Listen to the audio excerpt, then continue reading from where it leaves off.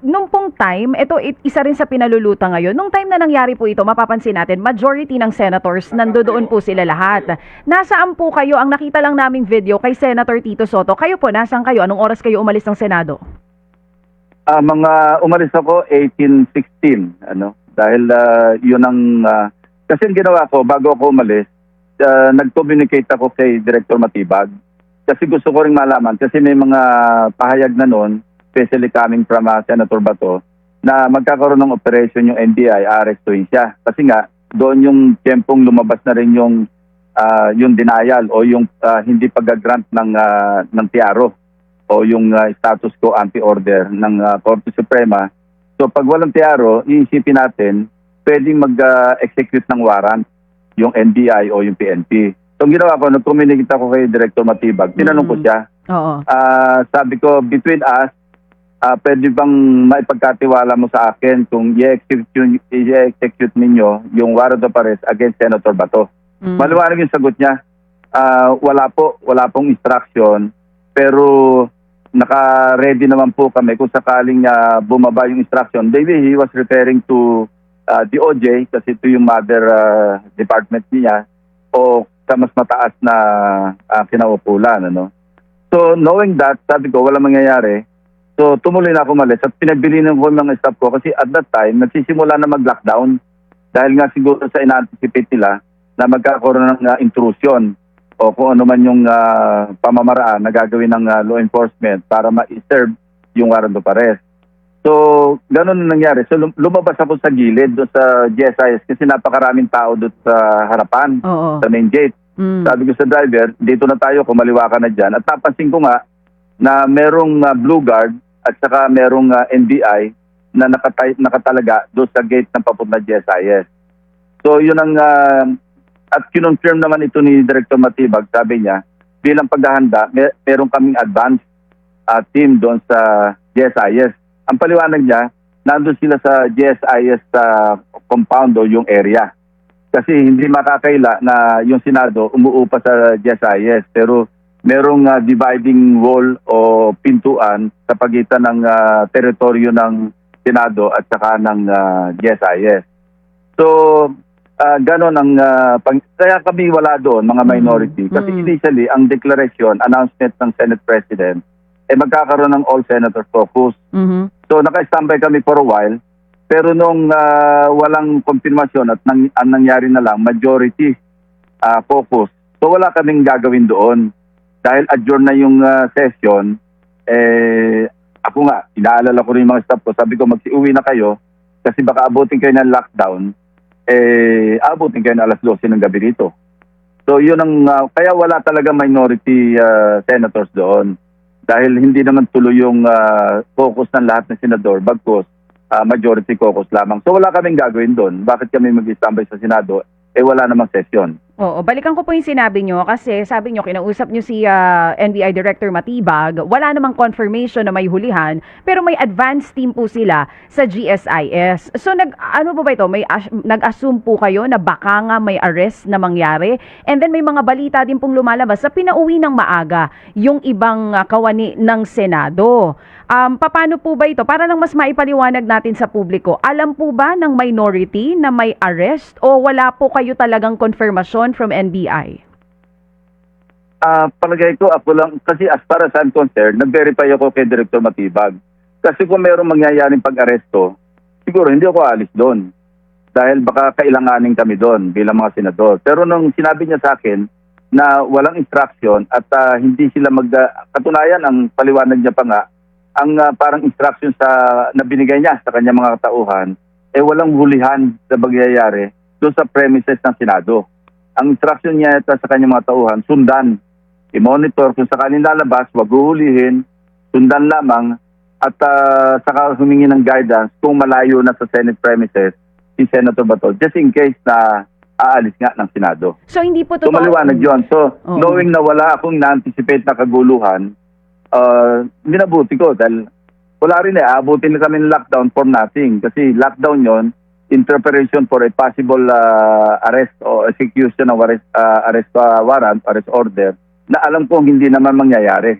at least sa premises ng Senado. Oo, kayo po... Ayoko na maibahagi yun sa aking mga kasamahan kasi ang paunang salita ko kay Director Matibag, between us lang ito, baka pwedeng yung tanong ko sa iyo, mag-execute ba kayo ng W o ng warrant of arrest? Ang sagot niya, walang instruction, walang mangyayaring hulihan. Ayan, at least para malinaw lang po. Senator, kung kayo po at may... TJ, Yes po. dugtong ko lamang Sige po. sa amin, napaka-unfair yung insinuation na ginawa kaagad ng aming kasama sa mayorya na alam naming may mangyayari. Kami, nilahat nga kami eh. Kaya kami raw umuwi ng maaga, sila naiwan doon para bang iniwanan namin sila sa ere. Hindi talaga malayong-malayo sa katotohanan yung pahayag nan at napaka-unfair at alam mo na, masyado siyang malisyoso. Oo. Ika nga, wala naman silang basihan para sabihing umalis kami ng sadya para iligtas yung sarili namin at sila yung iwanan doon sa Senado kasi wala naman nakakaalam na magkakaroon ng gulo. Oo. Sino po ito? Sinong kasamahan? Yung sabi niyo pa parang nag-insinuate Well, na kaya kayo umalis ay parang may mangyayaring hulihan. At the very least, yung dalawa, Senate President Alan Cayetano at saka si Senator Amy Marcos. Sila yung narinig namin nag-insinuate ng ganun eh. Sir, paano po bang protocol sa Senate? Para lang din po malinaw sa publiko. Pagka sinabi na may Senate lockdown, umalis na po yung ibang minority members, yung ilan po sa mga tauhan ninyo umalis din. Bakit po natira yung majority kung alam nang magkakaroon ng Senate lockdown? May caucus sila eh. Pinag-usapan yata nila yung reorganization para sa Lunes. Yun po ba yung tamang Kaya naiwan sila. Majority caucus eh. Siyempre, maiiwas sila doon. Naintindihan po natin yung caucus on a time na walang ganitong nangyayaring possible arrest, ano? Pero ano po bang protocol doon? Kayo po bilang dating PNP chief, paano po ba yun? Kung may posibilidad na mangyayaring arrest, ano dapat? I-vacate ba dapat yung buong areas? Ang maiiwan lang po yung members ng police officers and OSAA and even the Marines?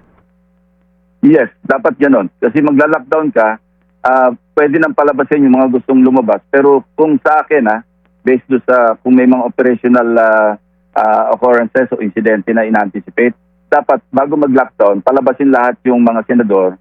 Kasi nga, for their safety, for our safety, at saka safety ng mga employees, dapat bago i-lockdown, palabasin na muna. Pero inspeksyonin yung mga lumalabas. At saka, kasi yung ingress and egress ang pinag-uusapan niya. Pag nag-lockdown ka, ang piniprevent mo yung ingress and egress, di ba? Pero dahil nga ang lockdown, yung agam-agam na baka merong mag-i-intrude, dapat palabasin mo yung lahat, except those who are not authorized o on duty na kailangan mag-remain doon sa loob ng Senate building. Oo, on duty na dapat mag-remain sa building during a Senate lockdown. Sa pananaw niyo po, sino lang dapat ang nasa loob? Mga OSAA, tapos kung sino man yung naka-duty para magbantay ng mga, well, basically, yung OSAA personnel. At least yung mga naka-duty doon. Or kung naka-red alert sila, lahat sila 100% nandoon. Sir, kanina po kausap namin si Aplaska. Ang sinasabi niya sa amin ni Manong Ted, sa CCTV around 6 p.m., may mga nakikita na siya sa iba't ibang areas ng Senado na may mga nakaposisyon na NBI agents. Naulinigan niyo po ba ito nung time na nandun pa kayo sa Senado na may ganun pong impormasyon? Wala. Na-confirm ko lamang yon nung nag-usap na kami ni Director Matibag na sinabi niya nga, mayroong talagang naka-deploy. Ang sabi pa nga niya, unarmed. Tapos, body-body system. I think, nabanggit niyang numero, kung daw nagkakamali, 16 to 18 NBI personnel, pero merong augmentation na Blue Guard. Kaya totoo nga, nung lumabas ako doon sa gate, doon sa side gate, papuntang GSIS exit, ang sumita sa akin, Blue Guard. At pinababalik kami, doon kami dinidirect sa main gate. Pero sabi ko sa aking driver, o sabi mo na lang, sabi mo na pakilala ka na lang, na kung pwedeng dito tayo lumabas, kasi nga, napakaraming tao doon sa main gate. So, pinayagan kami. So, lumabas kami, tapos, yun na, palabas na. Wala namang commotion doon. Pero ang nakita ko lang talaga doon, ang very evident para sa akin, meron talagang isang NBI agent na merong name tag, no, na nakasabit sa leeg at nakapolo barong. Opo. Na nung sinilip ako, nakilala ko, sige po sir, sabi niya gano'n. Opo. So alam ko, ang nakita ko at least one NBI agent na nagbabantay doon sa side gate ng sa GSIS. Opo. Between Senate and GSIS. Oh. Opo. So bilang dating Chief PNP po, no, kayo po mismo, Senator Ping, pakiramdam po ninyo na yung mga ahente ng NBI doon, doon for intel purposes in case umalis ng Senado si Senator Bato? May pakiramdam ba kayong lulusubin nila ang Senado? Based on my conversation with Director Matibag, intel and monitoring, yun ang maliwanag na sinabi niya. Yung afterthought, nung nag-usap kami ulit, talagang ang instruction niya, actually, pinoward niya nga sa akin yung thread na kanyang instruction sa kanyang mga tauhan, walang mangyayaring hulihan.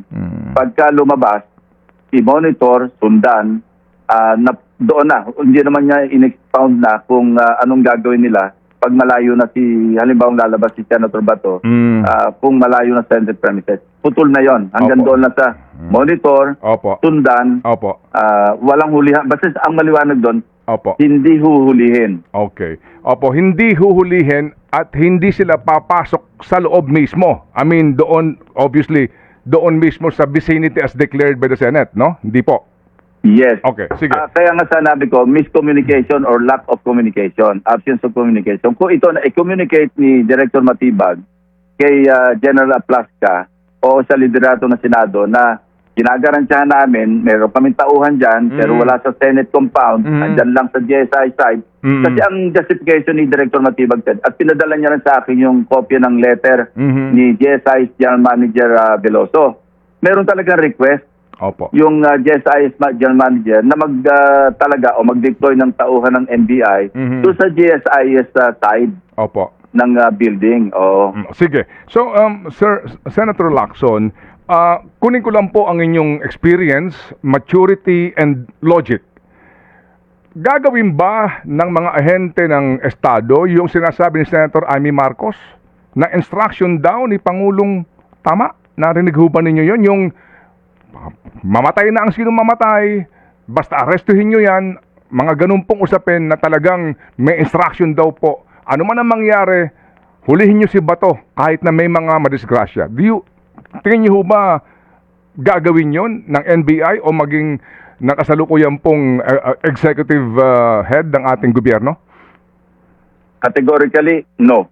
Imposibleng mangyari yun. Kasi kung gano'n ang instruction, hindi ganyan na nangyari. Talagang nilusob na yung buong Senado at masaktan na kung sino masasaktan. Kaya napakalayo sa katotohanan yung pahayag ni, at napaka-responsable yung pahayag ni Senator Amy Marcos.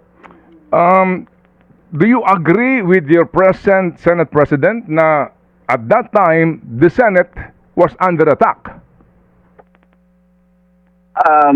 Afterthought ito, Ted, dahil inamin naman ni General Mau Aplasca na siya yung unang nagpaputok ng warning shot. So, pag under attack, inattack ka, ikaw ang pinaputukan at gumanti ka ng putok. So, yun lamang magpapatotoo na hindi under attack ang Senado. No? Hyperbole, siguro yun yung kanyang pag-express ng kanyang emosyon na under attack kami, kaya kami ganitong situation. Well, that's his opinion. Sabi ko nga, Ted, we can hear as many versions as there are witnesses and even non-witnesses. Depende sa kung anong perspective ang pinanggagalingan o kung ano yung gusto niyang paniwalaan. Marami tayong maririnig na account dyan. Mga pahayag, mga opinion, haka-haka. Napakaraming version as there are witnesses and even non-witnesses na magpabibigay ng pahayag. Yan ang maririnig natin, Ted. Malilito tayo. Ang sa akin lamang, hintayin natin yung ginagawang investigasyon. I-base ito sa facts. Meron tayong CCTV, meron tayong testimonya na makukuha sa mga talagang eyewitnesses accounts. Doon na lang tayo manalig at abangan na lang natin kung ano yung lalabas sa investigation.